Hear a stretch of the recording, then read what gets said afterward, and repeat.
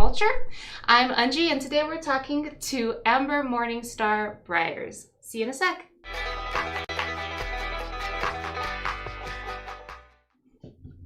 Hi everybody, Yate, this is Unji Badabula here. Thanks for tuning in to T.Skies Digging Deep Discussions.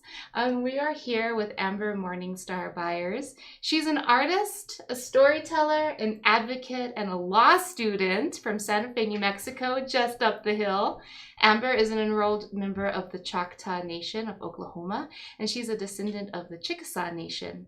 Much of Amber's work in advocacy is directed towards finding resolution for issues such as the missing and murdered Indigenous relatives epidemic, Indigenous pipeline, and climate change. Thank you so much for joining us, Amber. I'm so honored that you're here to talk to us today. I know you're so busy. You actually came from court today. I did, yeah. Well, first let me just introduce myself in my language. Alito, Chimachukma, Sa'achopu, Amber Anahin Byars, Asiya Chata. Hello everyone, and thank you so much, Unji. Thank you, T.Skies, for having me here today. Yeah, I'm a law student. I came from court today. We had oral arguments up at the Supreme Court in Santa Fe, so I was there this morning for that. And yeah, it's just a whirlwind. I'm a law student, and I'm very busy and very stressed, and I read a lot and write a lot, but it's important work. It's important work. And it's actually, I wanted to not jump ahead of ourselves because I feel like the story of how you even got into this world is really interesting. Because you're also actually a graduate of same school as me, at Institute of American Indian Arts. Yeah, I went to IAIA for undergrad. It's actually where my parents met back in the 80s. Cool. To date myself, yeah. They met when the College of Santa Fe and I shared a campus. And, you know, so when I sort of started looking into what I wanted to do for a career, my parents were very encouraging of me going to IA and also pursuing art. And so that's what I did. I went to IA to be an artist, and I had always been an artist, you know, but I wanted to sort of hone my skills in painting, sculpture, jewelry, and while I was there, I think it was maybe in my first year, I didn't really feel challenged enough, but I feel like the academic work, I needed more challenging. I needed to be stimulated a little bit more. And so Stephen Wall, he was, up until a couple years ago, he was the chair of the Indigenous Liberal Studies Department, and he said, you know, you should start studying ILS, which is the Indigenous Liberal Studies. And I said, okay, let's try it. So I got into those classes, and it just... They're life-changing. Yeah, tribal government, Indigenous philosophy, tribal economics, like all of these areas of study, Indigenous study, that I had never been exposed to before, you know, and it just blew my mind. And so that's how I switched majors. Actually, I think it was in my second year. I said, okay, well, I'll still be an artist, you know, always, but I'm gonna really concentrate on this now. And so that's what I did. I took a lot of electives in Indigenous studies when I was at IA, and it was, we talked about this before, everybody, all Native people should have exposure and opportunity to have some of those classes, because they really, really open a Pandora's box of things that you never knew, never thought about, and then start understanding this bigger picture in a whole different way, in different contexts. Yeah. No, it really, that education, I highly recommend it. If anyone's thinking of going to school, you know, they needed an undergrad degree, I would highly recommend IA, because it really does prepare Native people for all sorts of areas of work and study. You know, grad school, it was really... I think a lot of people think that IAIA is just for the arts. Yeah. But it is. Obviously, it's an art school, but there is a whole lot more that takes place at IAIA. Yeah. I think a lot of people don't really realize that aren't, you know, part of the world there. ILS doesn't get enough recognition. We have all these famous artists that come out of IA, and like, you know, great. I'm happy for them and all that, but we need more, you know, ILS reps and intellects. People. Yeah, you know, there's a lot of us. Ali Moran, she ran for Senate up in South Dakota, and you know, Travis Miller, and you know, Julia Wall. We have all of these people who are now doing really extremely important work in their communities, who have come out of the ILS program, or graduates. and they're doing big things, but I think it's a quieter recognition. Not as flashy. Yeah, they're not at market, Yeah, but it's okay, because we're behind the scenes. The behind the scenes work is the most important work in so many situations. Yeah. So then from there you thought, I'm going to go to law school. Well, no, I didn't actually. And it really took me a long time to feel like I could go to law school. Steve, my mentor, of course, was saying, yeah, you need to do law school. You'd be a great lawyer, and I thought to myself, okay, Steve, well, that would be great, but I mean, I'm a high school dropout. I actually struggled with addiction and alcoholism for many years of my life. I didn't think that any law school would ever want me. Well, just like, where do you even begin? Like, we come from communities where there's not really a whole lot of people who've paved that path, and so you're just jumping off a cliff. Yeah, I have no lawyers in my family. I never knew any lawyers growing up. I didn't have the slightest idea of where to start, but Steve set me up with Rodina K. Parnell from the American Indian Law Center here at UNM, and she really took me under her wing and said, okay, this is the deadline for this, this is what you have to fill out for that, this is the test you have to take to get in, and without her, I definitely could not have done it. So, it takes someone to have done it before to really open the door and keep it open. So excited because now there's you. Yeah. And we've had on a few PhD candidates and graduates on the show, and it's always just like, thank you, because now you are paving that way for younger people, for young women, young Indigenous women that need somebody to like help them, and so such important work. Thank you. Yeah, trying my best. Yeah, it's daunting. Law school in general is obviously a really difficult path to take, and it's not for the faint of heart. We have to read a lot of cases that are really disturbing. Working in these fields, these areas that were not created for Native people of color, women, and I think honestly one of the hardest parts about being a law student and going into this career is just struggling with the feeling like I'm polishing silver on the Titanic. It feels like the world is on fire, the world is burning, there's a lawlessness seemingly throughout the country, police killing people, there's so much that feels like insurmountable so many days, and it's really difficult to find meaning in just having to read a case or having to complete a memo, and keeping the eyes on the prize, which is, it might feel like everything's on fire, but the only way I'm ever going to be able to put any of that fire out is if I graduate and keep on the path and just stay true to what I've been told by my ancestors and the creator and the spirits that say, okay, this is your path, this is you're on, this is what you're supposed to be doing, so keep going.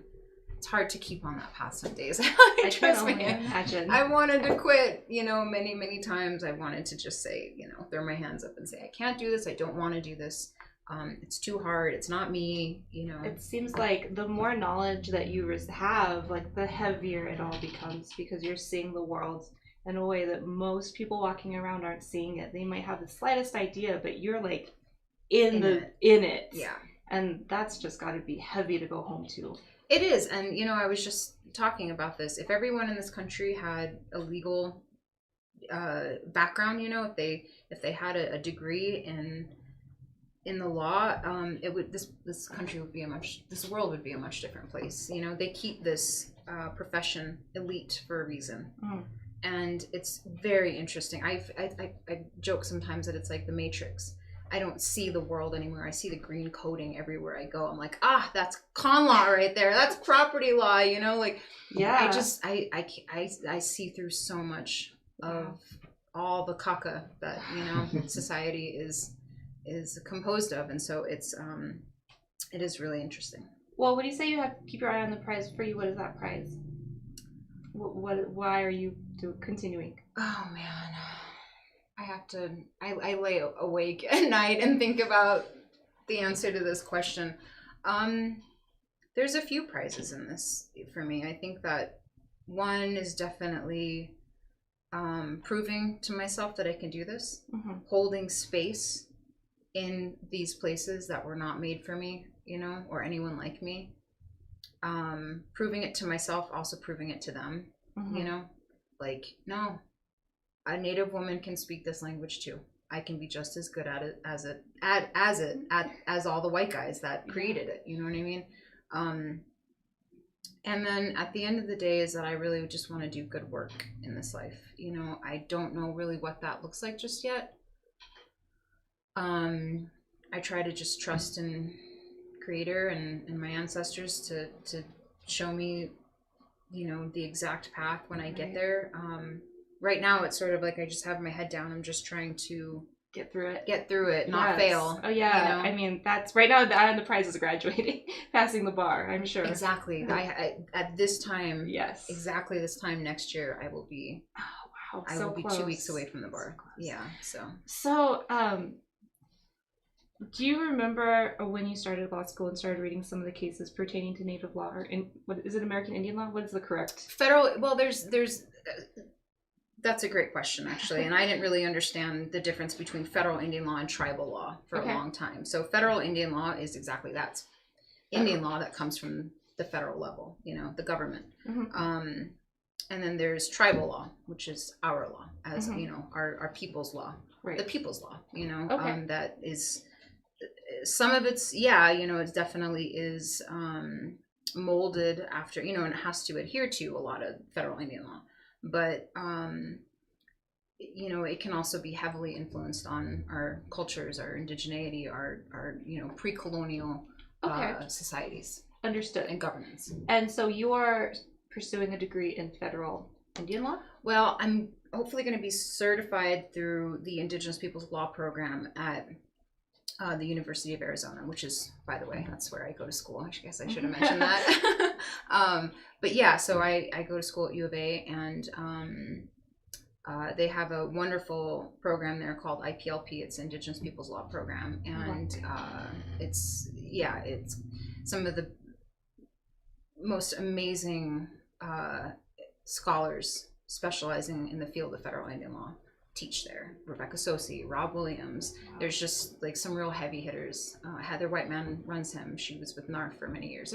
There's just people that, like, they're the experts, you know, and I get to learn from them. So that is amazing. It's an incredible opportunity. Amazing. Yeah. So when you began there and started reading and learning, do you remember maybe like one or two of the cases that you had no idea about that was life changing? Yeah, there's definitely a few. One in particular I remember reading, it's a property case called Pearson and Post. And I remember reading it for the first time in PLSI, which is a pre-law program I did at the American Indian Law Center. And it's about a fox that is being hunted by two white men. And this is a really old case. It's like 1800s. I don't remember the exact year, but the whole issue of the case was who owns the fox. You know, was it the first in time? Was it the person who pursued it the longest? There's all these, you know, sort of sub issues of like what really constitutes the law of capture. Okay. You know, who captured the fox first? And I just remember, like, you know, there's all this commentary about like who owns the fox and this guy owns it, or that, and I just, you know, it's like, doesn't the fox own itself? Right. You know, like it I don't know. There's so much of the law that, as an Indigenous woman, makes no sense to me. Because it goes against everything that is yeah. It's a whole you know, way of looking at the world that is foreign, completely foreign. So you are not only learning of, you know, something you've never learned before, but you're being forced to look at the world in a foreign way. Which is almost like just learning a different language. It is. It really is like learning a different language. It's wonderful some days because I understand that language again, like reading the newspaper, watching the news, and, you know, hearing all these things, these issues, and I'm like, oh, I understand that, you know, wow. But then also, you know, the ugly side of that is like, oh, I understand that, and it's really gross to me. And how it's being used. Yeah. And then speaking of language, I know when I was poking around in some of the cases, the language that is used to describe Indigenous people that set precedents for law that is still being used today is shocking. Oh yeah. That's the Marshall trilogy for you. Exactly, Marshall. Yeah. The rampant use of savage merciless savage, uncivilized, being the justification for these really terrible laws that have not been updated, right? Unless, are they being? I mean, where are we at with all that? Yeah, they don't really update. It's not really. They don't go in and say like that word should really not be used. Or, I mean, there are like textbooks that can excerpt certain parts of cases to make them a little bit more digestible, I guess. But for the most part, you just read it. Correct me if I'm wrong, but that terminology is what would justify decisions. And that's exactly what happened. Is that the language, the philosophy behind the cases like certain cases like the Marshall trilogy, which essentially, and this gets us into tribal sovereignty, but it essentially said, we're Johnson v. McIntosh says you can't. We're not civilized enough to own the land. We can't really manage property, and that's what sort of legalized the taking of Indian lands. And so a lot of that language is really harmful still, because it does just perpetuate the cycles of harm, abuse, theft, treaty violations, all of it. It just that's what it's founded on. Yeah, I know, it's crazy. Let's take a second here and just see if anyone has any questions. Yeah, we do have one question from Carol. When a person that is not a tribal member but commits a crime on tribal land, who prosecutes? So this is a McGirt question. And there's a lot happening right now out in Oklahoma surrounding this exact issue, which is all jurisdictional, and it's very complicated now out there, especially because there's 3 jurisdictions, and that goes into sovereignty again, but it's state jurisdiction, tribal jurisdiction, and federal jurisdiction. And your question, Carol, would actually depend on who committed the crime. So, if it is a non-tribal person that comes onto a reservation, and it depends on what the crime actually is, which crime is committed. So there's the Major Crimes Act, which, stipulates that there's a list of crimes that if those are committed on Indian land, on the reservation land, that's a federal case. And it depends on who the victim is also, it's very complicated. And this is why it's the only law of its kind in the world.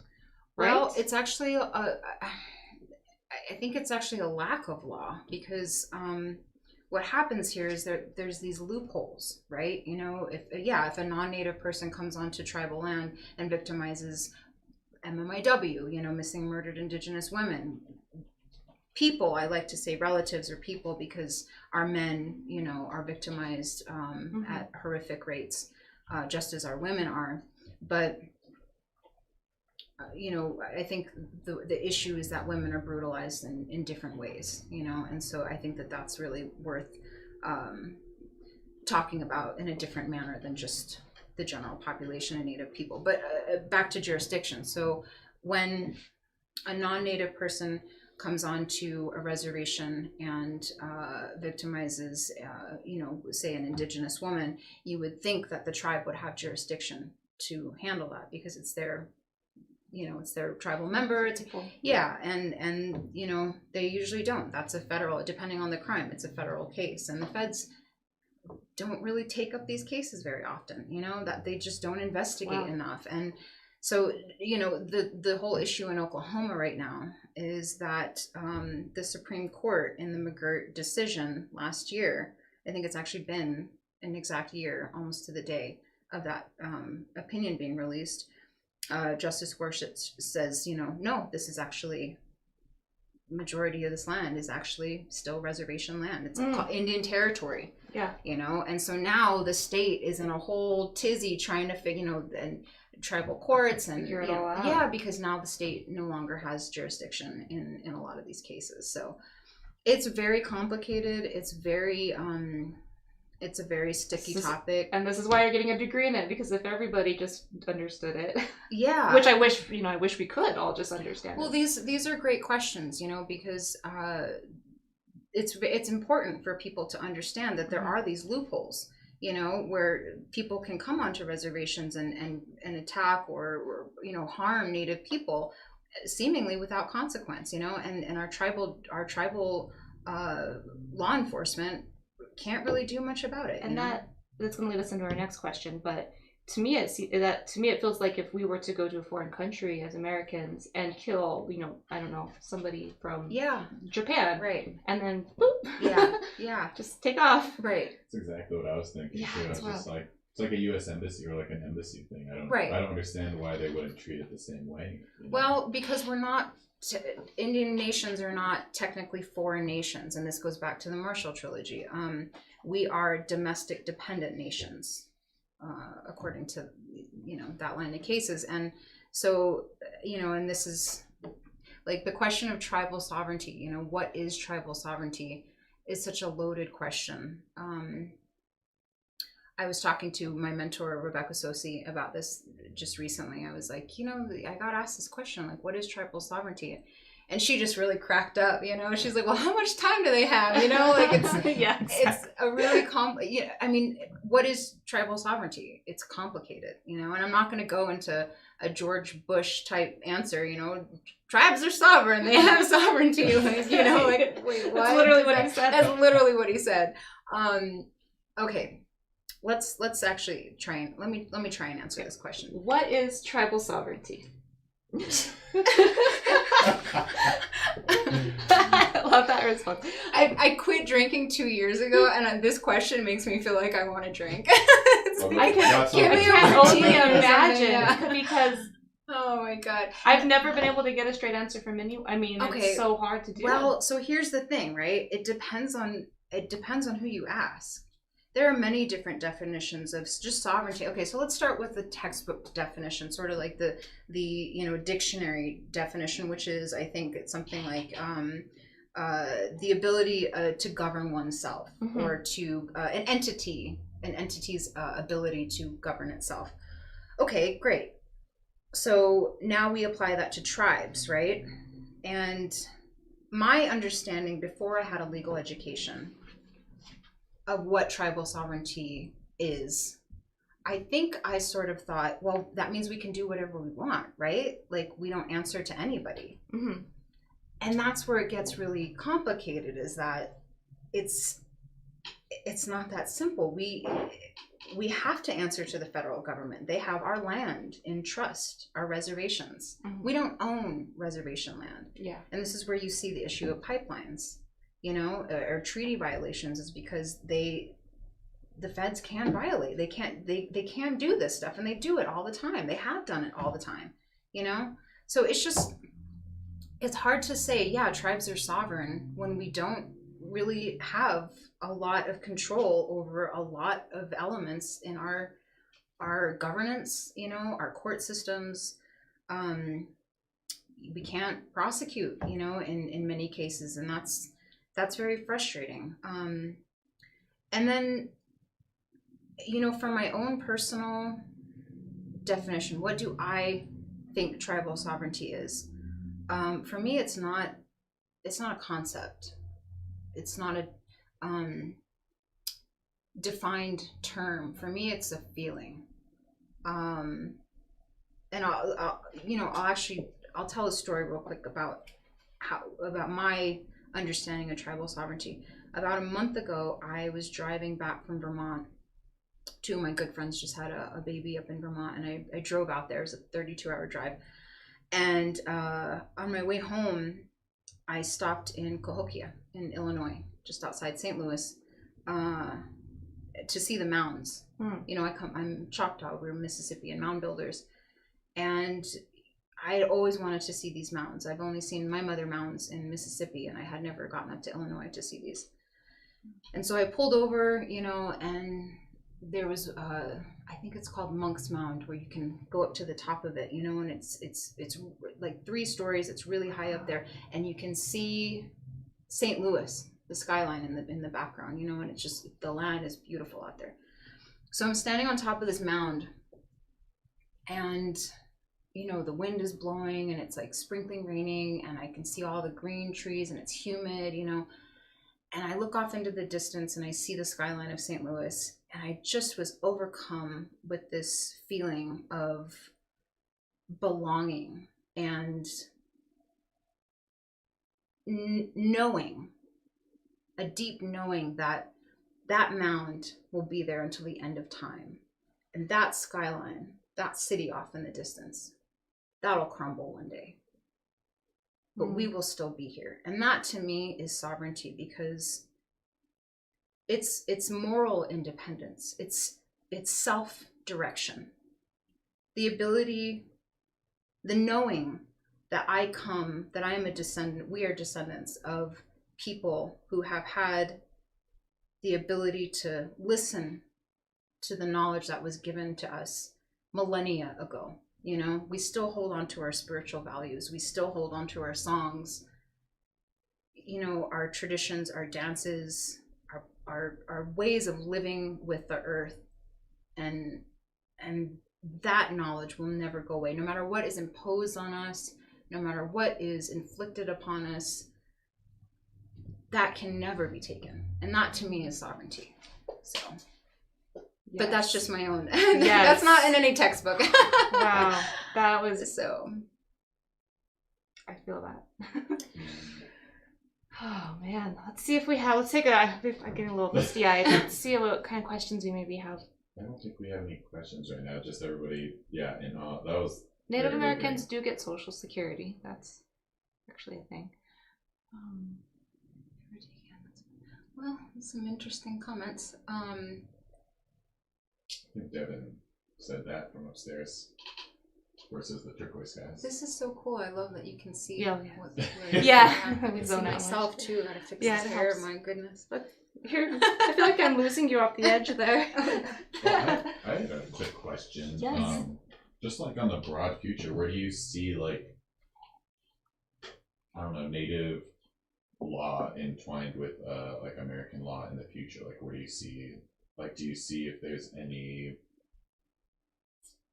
I don't know, any play where it's like good for both sides, or influence maybe? Well, I mean, and that's sort of what I think a lot of Native people who are getting law degrees are trying to do, you know. I personally don't believe that, and this is obviously debatable, this might piss a whole bunch of people off, that's fine. I don't believe that the system can ever really truly be reformed.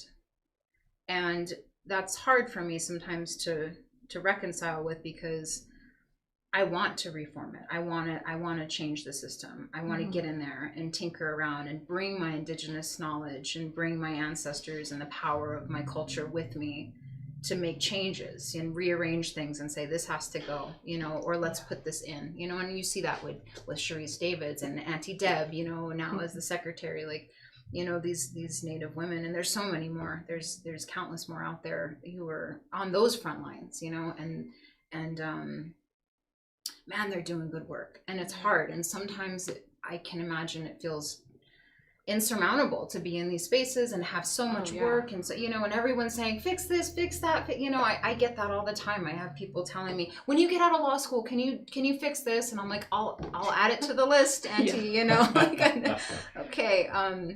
And you know, I think that there's value to that, because as a representative of your culture and having to pioneer's not a great word, but spearhead, maybe that's a better one, to, you know, get ourselves in these spaces.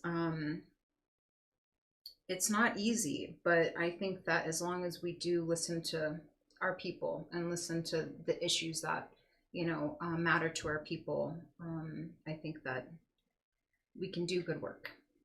And I think having some presence in these spaces in of itself is huge. I mean, I know not very long ago, many people thought that, you know, Native Americans didn't exist. Right, yeah. I know many people have never met a Native person or seen a Native person or spoke to a Native person. So I think it's crazy how the smallest victories are such huge victories. Having somebody that looks like you or I on television in a space like Congress is like tears flowing, because it's just never happened before. Right, yeah.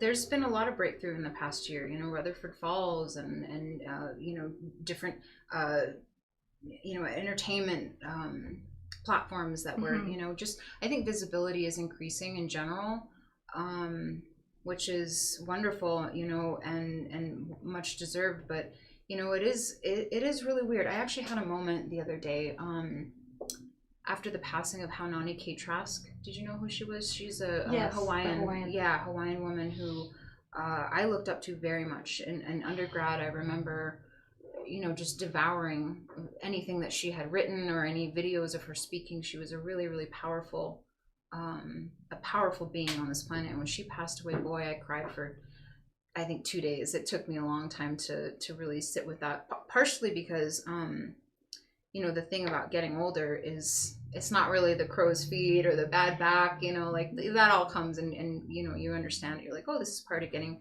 older. But I think one of the most difficult elements of coming of age is realizing that the torch is really being passed to you, you know, and when you look around one day and you realize that so many of your elders are now gone, they've made their journey, you're like, oh my God, it's now up to me, you know, and that's really scary. It's really daunting. When but you realize you are becoming the matriarch. Yes. I'm like, I'm not ready, dear God, I'm not ready. Don't pass it just yet, you know. But I had this moment right after she passed, where I felt like almost all of my imposter syndrome sort of fell away in this moment, because I'm proud to not fit in these spaces. I'm proud. I know I don't belong there, and I'm fine with that.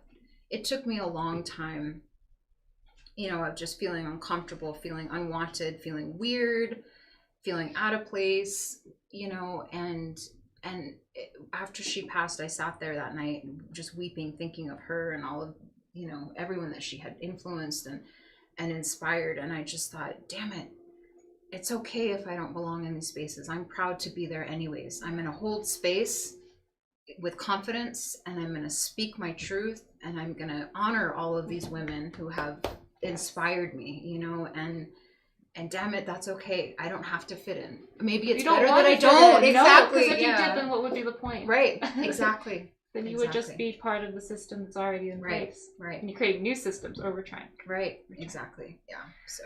Wow. Yeah. Well, what kind of advice do you have for young Native girls or boys that, you know, came up like us with parents that didn't go to college, or well, actually your parents did go to college, but that, you know, don't have maybe support or role models in their communities, but have these ideas and these yearnings?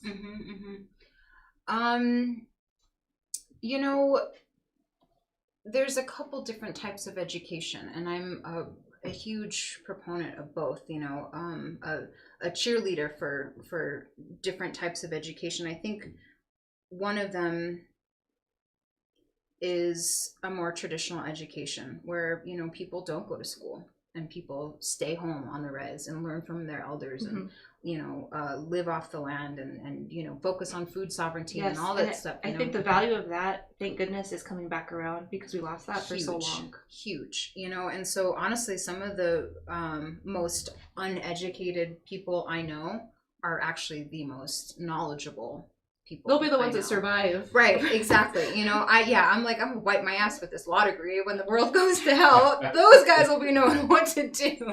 Absolutely. But there is value in what I'm doing, and I tell myself that almost every day. It's like, yeah, you know, it does feel moot a lot of the time. It feels just like I'm, you know, like I'm polishing silver on the Titanic. What am I doing? I saw a meme the other day that said, learning law in a lawless country, what kind of clown am I? And it had a bunch of clown emojis, and that's like how it feels. So I'm like, let me just get ready for my day, painting my clown on,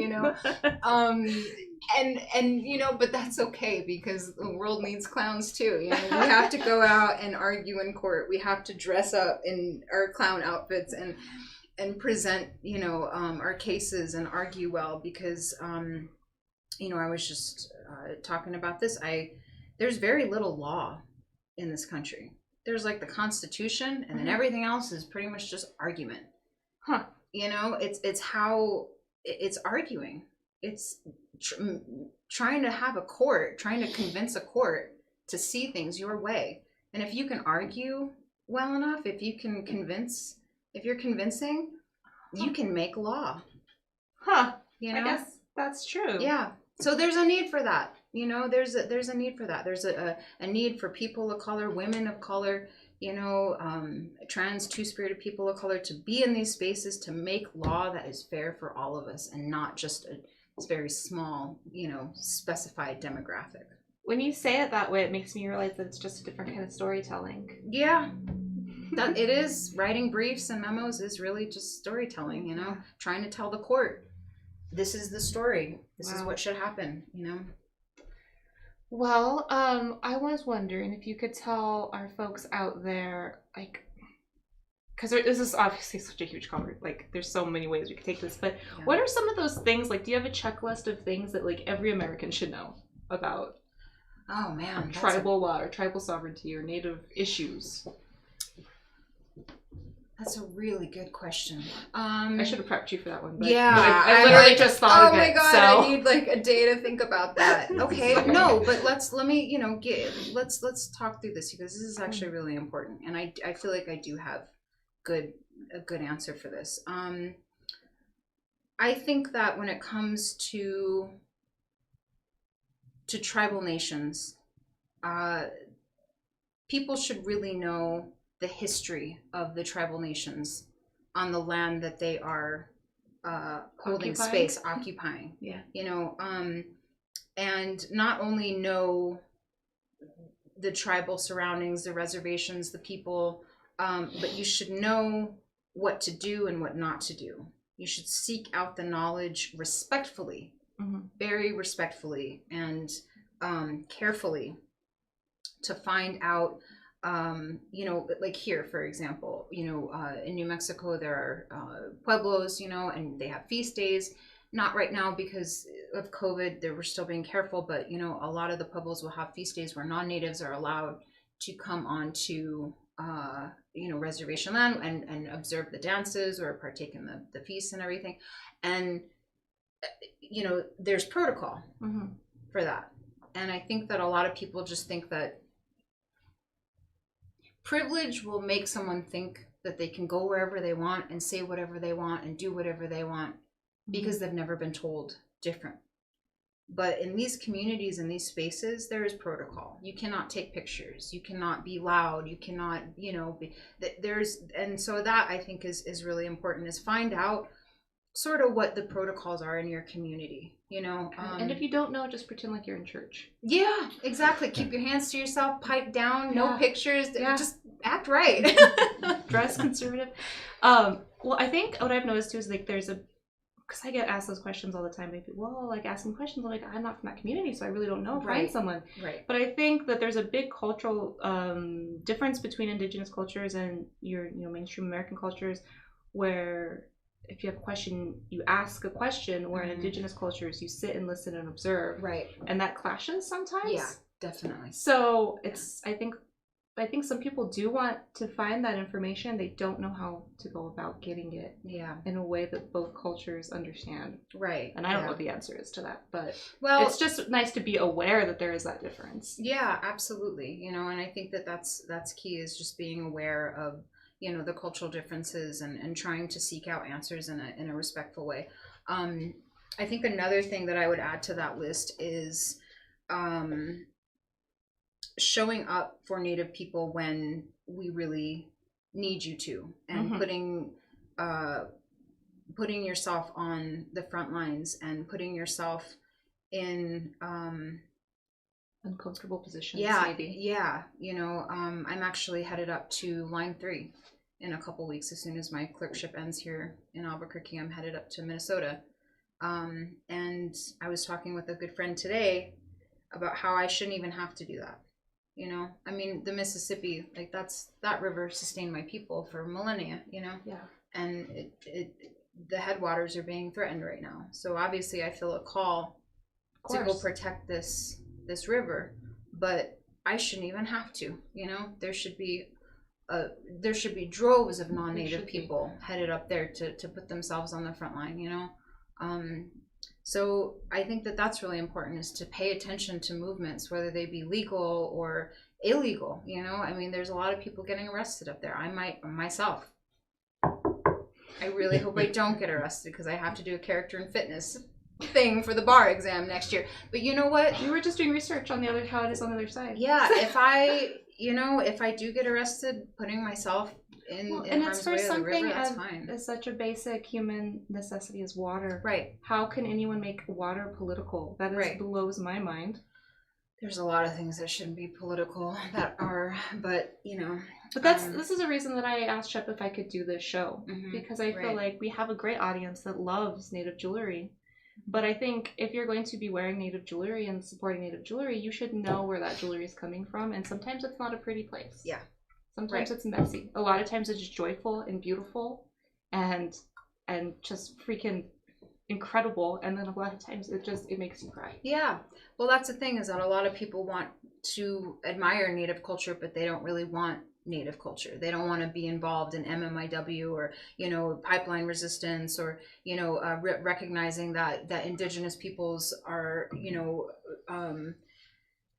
we're losing our homes faster than anyone else on the planet, because we still exist in these natural spaces that are now being, changed. And it's just, it's really disturbing, and it makes me very sad. And that's where I go back to that, polishing silver on the Titanic thing, is that, like, sometimes I'm just like, I shouldn't even be in these books right now. I should be out on the front lines all day, all night. I should be out with the river, and I'm not. And instead I'm inside working on these memos and all sorts of caca that doesn't feel important.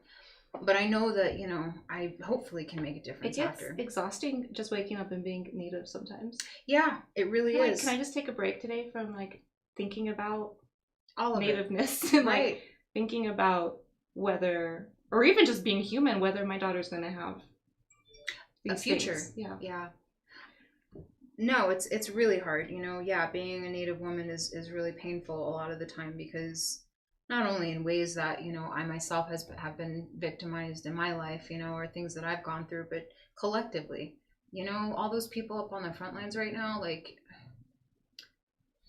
I can't just pretend that everything's okay. I can't just go to sleep at night or read my cases, pretending like there's not Native women sitting in jail right now for protecting the thing that has given us life since time immemorial. You know what I mean? And so it's just like, damn it, like, yeah, I shouldn't even have to go up there. There should be droves of people going up there. It should be on all the news channels. It should be on Biden's desk, front and foremost, but it's not. And so people like me, people like, us who want to make a difference, have to go and call awareness to this stuff so that it does get talked about, but that's just what we do. That's what we've been doing for 500 years. Do what needs doing. Yeah, that's the resistance, So, do we have any questions? Yes. Carol, she has a little bit about housing. Yeah, that's a whole conversation. Carol, you're full of the good questions tonight, boy. I'd like to have coffee with you. Is it true that banks won't give housing loans to a person that lives on the reservation because it's owned by the government? So this is another really tricky issue, because historically, and there are very well-known cases about this, where banks have participated in predatory lending because of the tribal inability to really claim that land. And I think that it's really an important topic to talk about is, financing. A lot of tribes now have their own banks, so they don't have to do this. A lot of these cases were in the 80s and 90s. But the reservation system in this country, the federal trust, element of tribal land is really disturbing because, well, that's another reason why there's not a lot of business or economy or commerce on reservations for that reason. Yeah, well, so in property law, there's something called the bundle of sticks. And a property owner has all the sticks, you can right to sell, right to, you do whatever you want with it's your land, Yeah. which is talking about that divide where studying the law, American law, which is actually, a lot of it's European law, and then having this Indigenous lens to which I'm looking at it through, is very difficult because when you're looking at things like property law, the concept of ownership, the Right. bundle of sticks is all about what can I do with my land, as opposed to an Indigenous perspective that says, what can I do for this land so that it takes care of me, Right. so that it gives me sustenance, so that it provides for the next generation and the generation after that and the generation after that. That is how we think of land, is reciprocity, and here's this bundle of sticks of saying, well, if you don't have the right to do this or you don't have the right to do that, you don't technically own your land. And that's what the federal trust is. We don't have that bundle of sticks. It's not complete because they have, essentially the title to it. Right, and it's not to take care of it or preserve it. It's right. to use it when it needs to be used. Right. When it needs to be leased for minerals or timber, or right. Yeah. when you need a pipeline to go through yeah. it. Yeah, and banks know that. Banks are aware of all this stuff. So yeah, it is financial. Finances on tribal nations, and reservation land have been very complicated for a long time, and I don't want to even try to unravel it. Yeah, well, I do really appreciate property law because even though it's very ugly to me, land back is property law. I mean, it's property. You have to.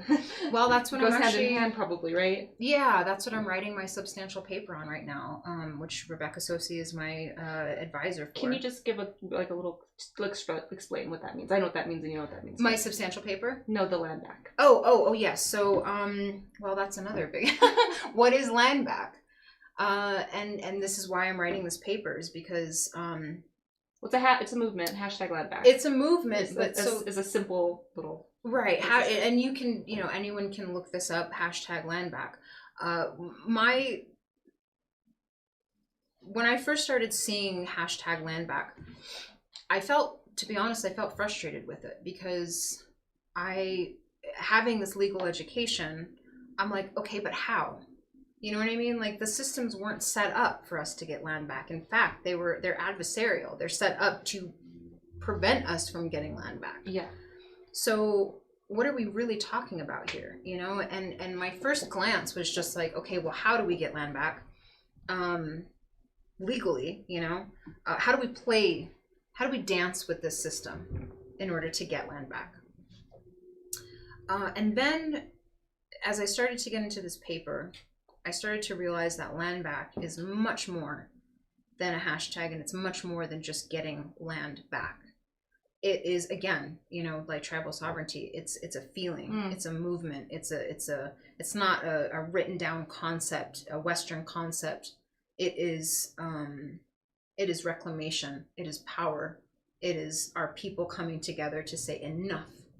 We are not going to stand by while this is happening anymore. Not like we ever really have. My feeling of it is that it's whether you have the bundle of sticks or not, protecting the land for everybody, not just for Native people, but for all people, for all right. children, and taking that land stewardship. Right. It's not like kicking people back to Right. Europe or evicting anybody. Right. That's not how we operate as Indigenous Right. people. It's about protecting what's left before it's too late. That's how I see land back. And I love that explanation of it. And I definitely, I feel the exact same way. I think that it's so much deeper than just property rights. You know, I mean, yeah, you know, of course we want our land back. We want to have control over our territories once again, like we did, you know, in pre-colonial times. We had our boundaries. We never had, you know, borders. We had boundaries that we either respected or we didn't, you know, and I think that Native people want the reclamation of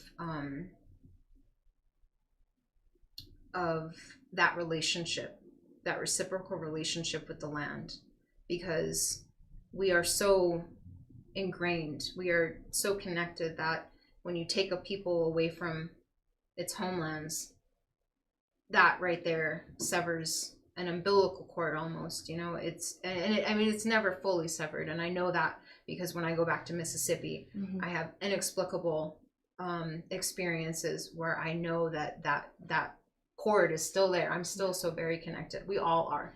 You know, they've tried for centuries to assimilate us to the point of no return. That's what I was talking about with sovereignty, is that they can never, because we're still connected to our homelands. We're still connected to our languages, you know, and we're still trying. And that's what land back is to me. It's multifaceted. The artist, the painter Tony Aveda, do you know Tony? Yeah. Tony went to school with my dad. Oh. Yeah. I'm working on a story on him right now, and I interviewed him, and he was talking. He had this painting, and it was seeds. It was this abstract. It was seeds. And it was the idea that a seed, no matter where it goes, it carries the DNA of where it's been. Right. And compare that to Native people. It doesn't matter where we get blown to, we always have the DNA of our origin spaces. Yeah, absolutely. I thought that was incredible. Yeah, that's it. You know, and it's acknowledgement, you know, having that seed within us all the time and saying it's still there, you know, it's not gone, it's still there.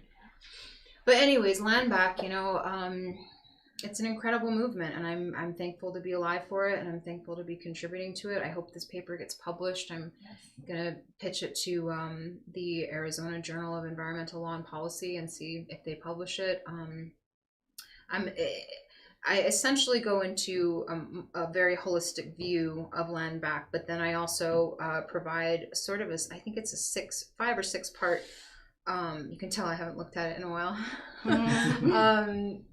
It's essentially a 5 or 6 part section explanation of a lot of the legal ways that we can get land back. So donation or purchase, an act of Congress, litigation, which no tribe has ever successfully litigated for land back in the history of the United States. So that's really, you know, because it takes a long time. You can, like the Jemez case, you know, they litigated that I think for 14 years, and then the judge shot it down. So what happens in cases like Taos and their lake? How did that? So that was an act of Congress. Oh, okay. Yeah. Nixon, you know, he was. So when they say it takes an act of Congress, yeah, that's what we're talking about. Nixon, you know, that's another complicated story, because again, that was LaDonna. I think that there was a lot of Native people who contributed to that, who got in these Congress people's ears and said, oh, you know, give them the lake back, or you know, and then Nixon got involved, and it ended up happening, but that's very rare. That's only happened a few times in history that I know of. So it's complicated, and my paper is going to go section by section, talking about each you know, each way that tribes can get land back. A lot of it's really hard. A lot of it has, you know, it's just not easy. They didn't set it up so that people can be like, here, have your land back. I can imagine that they didn't. Yeah. Well, we are kind of at the end of the hour of our show. Do you have like anything that we can leave us on an uplifting note? Yeah, I just want to say thank you, Yakuke. Thank you for having me, and I would really love to act as a mentor. You know, if there are any Native people out there, you don't have to be young. You could be of any age, or of any tribe or, you know, any background. Look at me. I dropped out of high school at 16. You know, I was a drug addict majority of my 20s. I finally got sober, and you know, I am where I am because of the mentors that I had, who coached me and who helped me and who believed in me and still believe in me. And I think it'll be the greatest honor of my career after I graduate and establish a career to be able to hold that door open so that, you know, no one else has to take the stairs. I'll hold the elevator. I'll let folks come up after me and you know, and help them. And so I guess I would just like to offer that if anyone is out there listening to this and is thinking about law school or you know, is just overwhelmed and they don't know where to start, you know, please feel free to reach out to me, and I'd love to answer questions, or if there are any other questions that, you know, I wasn't able to answer properly, or, you know, if there's more in-depth questions you want to ask, please feel free to reach out to me. Thank you. And to answer Mr. Lincoln, I feel great about Russell Means. He was actually married to my auntie. She was his last wife, Pearl Means. Oh, nice. Yeah. Yeah, Natani Means. I went to IA with Natani. Natani. Yeah, they're great people. Well, thank you so much. Thank you very much. Amazing. Yeah. And I really appreciate you taking the time to be here. And I thank you all for watching and listening with an open heart and an open mind. Please be sure to share this video, tag your friends in it, subscribe if you're watching on YouTube. These are all great ways that we help support Indigenous people here in America and around the world, because Indigenous people are everywhere.